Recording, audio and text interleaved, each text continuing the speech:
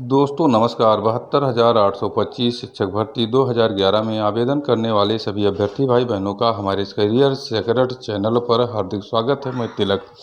आज का वीडियो इस मुद्दे पर लाया गया है कि 72,825 शिक्षक भर्ती 2011 की जो सब कैटेगरी है 12,091 का इतिहास क्या रहा है और सरकार क्यों नहीं जुटा पा रही है 66,655 ब्रेकअप का आंकड़ा।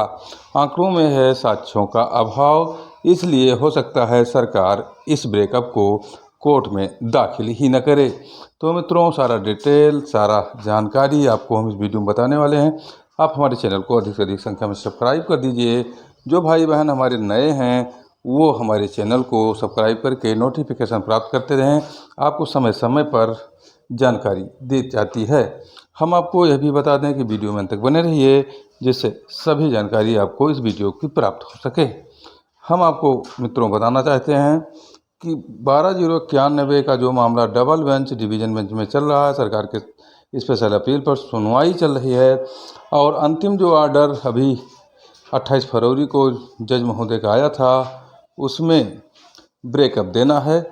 हम अब आपको बताएंगे कि 9 दिसंबर 2011 में बसपा सरकार द्वारा शिक्षक भर्ती टेट मेरिट पर निकाला गया था। 13 दिसंबर 2011 में राज्य शिक्षक पात्रता परीक्षा आयोजित हुई थी और 25 नवंबर 2011 में परिणाम घोषित हो गया था। 2 लाख से अधिक लोग सफल हुए थे। 30 नवंबर 2011 में प्राथमिक शिक्षकों के 72,825 रिक्त पदों के लिए विज्ञापन जारी किया गया था और 31 अगस्त 2012 नया सरकार ने बिना नियमावली में संशोधन किए शैक्षिक गुणांक को चयन का आधार बनाया। उसके बाद में 6 सितंबर 2012 सरकार के फैसले के खिलाफ हाई कोर्ट में याचिका। 5 सितंबर 2012 राज्य सरकार ने टीटी उत्तीर्ण बीएड पास अभ्यर्थियों को प्रशिक्षित शिक्षकों में नियुक्त करने की प्रक्रिया शुरू की और फिर 16 जनवरी को सरकार के संशोधन के खिलाफ याचिका खारिज हुई और 29 जनवरी 2013 को विशेष अपील एकल पीठ के आदेश में को चुनौती दी गई। 4 फरवरी 2013 को अंतरिम आदेश में खंडपीठ ने काउंसलिंग पर रोक लगाई और फिर 20 नवंबर 2013 को हाई कोर्ट का फैसला टीटी मेरिट से ही चयन का आधार नया सरकार के संशोधन असंवैधानिक करार कर दिया। 18 दिसंबर 2013 को राज्य सरकार ने हाई कोर्ट के आदेश के खिलाफ सुप्रीम कोर्ट में चली गई। तो मित्रों, हम आपको बता दें कि उसके बाद में 2015 में जो ऑर्डर हुआ आप लोग जान रहे हैं। 2015 में कई अंतरिम आदेश हुए थे और इस आदेश में सुप्रीम कोर्ट के ही अधीन भर्ती टेट मेरिट पर की जानी थी, यानी कि सुप्रीम कोर्ट में हाई कोर्ट के फैसले को वैध माना गया था। तो ऐसे स्थिति में उस एक अंतरिम आदेश में 12,091 को एक आहार्य शैक्षिक गुणांक के रूप में माना गया और उन्हें जनपद तथा जनपदों में तत्समय जिलों के कटाव से ऊपर पाया गया और सुप्रीम कोर्ट ने इनके नियुक्ति के लिए वेरिफिकेशन कर 6 सप्ताह में नियुक्ति देने की प्रक्रिया शुरू करने के लिए कहा था, यानी कि 6 सप्ताह के अंदर वेरिफिकेशन कराकर 12,091 को नियुक्ति देने का आदेश माननीय सुप्रीम कोर्ट द्वारा किया गया था। क्योंकि इसके पहले सरकार ने प्रत्यावेदन लिया था सुप्रीम कोर्ट के आदेश से और 75,000 प्रत्यावेदनों में 12,091 को आहारी पाया गया था। ऐसे स्थिति में हम आपको बता दें कि सरकार ने 12,091 को बिना नौकरी दिए और सारे पदों को भर लिया और क्लोजर रिपोर्ट सुप्रीम कोर्ट में लगा दिया था। उसके बाद में सुप्रीम कोर्ट में जो क्लोजर रिपोर्ट लगाया गया था उसके क्रम में भर्ती को समाप्त मान लिया गया था और 12,091 के कंटेम्प्ट को खारिज कर दिया गया था। लेकिन मूल अधिकार की याचिका के तहत लोक अनुच्छेद 32 के तहत सुप्रीम कोर्ट में पुनः गए थे और जाने के बाद उन्हें एक बार फिर सुप्रीम कोर्ट ने लिबर्टी दी अनुच्छेद 226 के तहत हाई कोर्ट में याचिका दाखिल करने के लिए और हाई कोर्ट को डायरेक्शन दिया कि इनके ग्रीवांस का निर्धारण किया जाए। मित्रों, 27 सितंबर को यह ऑर्डर 2023 को आया था। उसके बाद 226 के तहत सिंगल बेंच में याचिका डाली गई थी और 12 जनवरी को उसका ऑर्डर आया था। 9 जनवरी को फाइनल सुनवाई हुई थी, जिसमें जज शमशेरी ने 12,091 को गिरबान देते हुए काउंसलिंग और नियुक्ति का आदेश दे दिया था। लोग सरकार से आग्रह कर रहे थे, आशा कर रहे थे, प्रत्याशा में थे कि सरकार सिंगल बेंच के ऑर्डर पर नियुक्ति दे देगी, कहीं नहीं जाएगी।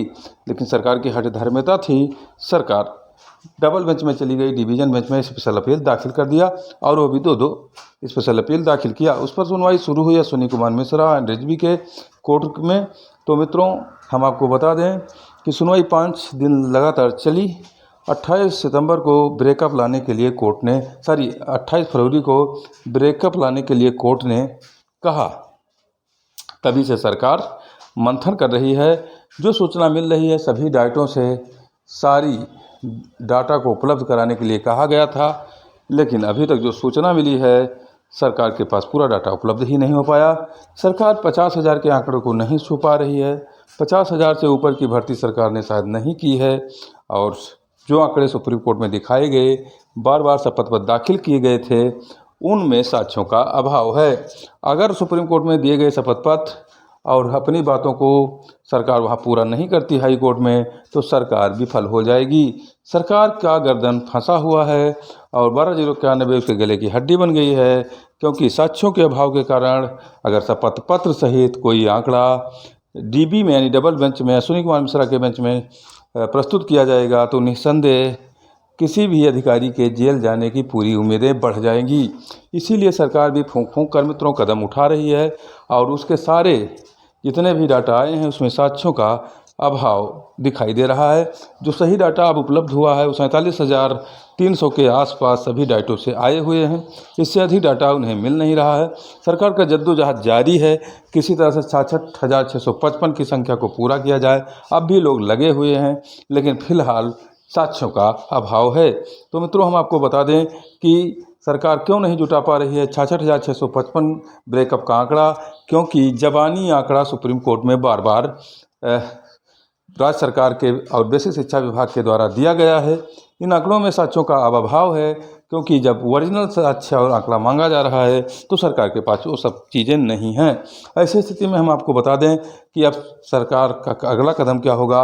12 मार्च को जो डेट लगा हुआ है डबल बेंच में 12,091 के निर्णय का, फाइनल सुनवाई का, उसमें सरकार अगर आंकड़ा नहीं जुटा पाती है तो निस्संदेह सरकार फिर समय मांगेगी, और इस पर कोर्ट फिर अब समय देने के मूड में नहीं होगी, क्योंकि सरकार ने ऑलरेडी 1 सप्ताह और का समय पूरी तरह से अप्रत्यक्ष रूप से सरकार को दे ही दिया है, क्योंकि डबल बेंच उस दिन जिस दिन डेट लगा था 4 मार्च को, उस दिन नहीं बैठी थी और केस दूसरे बेंच पर ट्रांसफ़र हो गया था, और फिर उस बेंच ने केस को ट्रांसफ़र कर दिया उसी कोर्ट में। इसलिए मित्रों, साक्ष्यों के अभाव के कारण डाटा सरकार प्रस्तुत नहीं कर पा रही है, उस साक्ष्यों का अभाव उसमें दिखाई दे रहा है। मित्रों, धन्यवाद।